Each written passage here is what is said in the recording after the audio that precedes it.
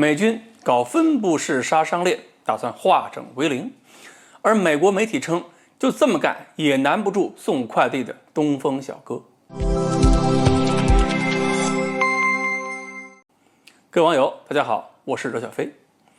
美军呢最近一直在搞分布式杀伤链嘛，这个以前我们说过，目的呢就是让美军的海军、空军、陆战队分散开，不要堆在一起，不要搞一个大编队，3艘军舰组成一个大队，不同的大队呢拉开距离，这样呢就可以让中国发现打击的时候变得更困难。这个思维基础是什么呢？就是解放军的侦察搜索能力目前是不如美军的，也就是说我们还做不到对特别大的整个作战区域，对每一个位置都做到高频率侦察和连续监控。比如说我们要盯住某个海区，我们的卫星力量进行集中的时候，可能别的海区相对来讲它的卫星重复率、观察效果就差了很多。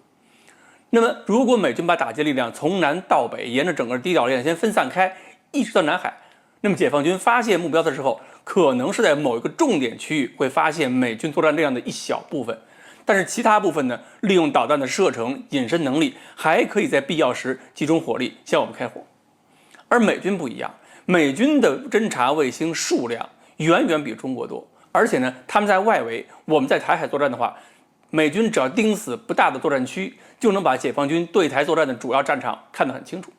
他们就能够集中卫星等手段进行高密度、高频率的侦察。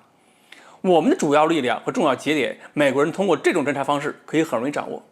并且呢，他们那些个没有被我们发现的舰艇和发射车进行集中打击的时候，也更容易根据侦察的信息随时调整作战计划。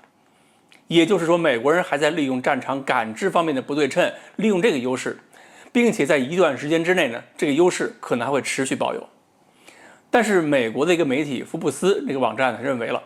美军利用解放军侦察能力不足这个问题呢，也不是那么容易了。美军要实现这个分布式杀伤链的话，它必须依赖大量的实时通讯信息共享。既然是依赖了实时通讯，那么分布式作战概念就有可能容易受到电子监控和干扰。如果受到干扰，那么这么庞大的一个作战体系，空间分布范围又这么大，通讯如果保证不了，就没法统一指挥。所以美军最近的演习呢，也认识到这一点，特别强调了多种无线电通讯手段互相备份的作用。比如说，卫星一旦受干扰，它们就变成甚高频、超高频。如果甚高频、超高频不听话，用短波。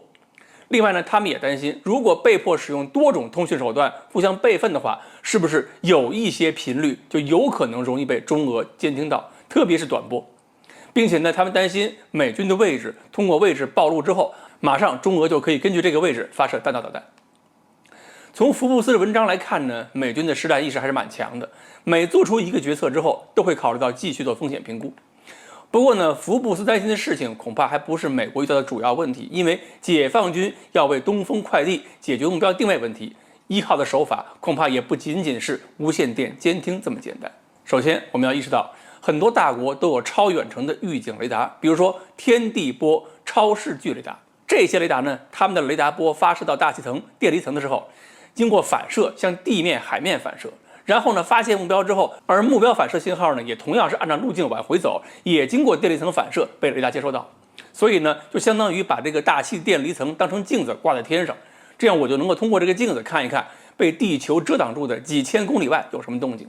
起码呢，3000公里以外大型船只的活动，我还能大致监控。当然了，这一类雷达波长太长，探测精度一般都不好，目标性质识别也基本做不到。但是没关系，我不是后边还有这样绝招吗？就是用无侦八，用无侦八这样的高速隐身无人侦察机，可以快速冲过去进行侦察。一下冲过去之后，美国也做不出任何反应，也无法拦截。所以，当这个无人机分成几个区块进行扫描之后，你美军有多少个作战单元，基本上也能暴露。当然呢，我们以前还说过别的办法，就是小卫星的快速发射能力。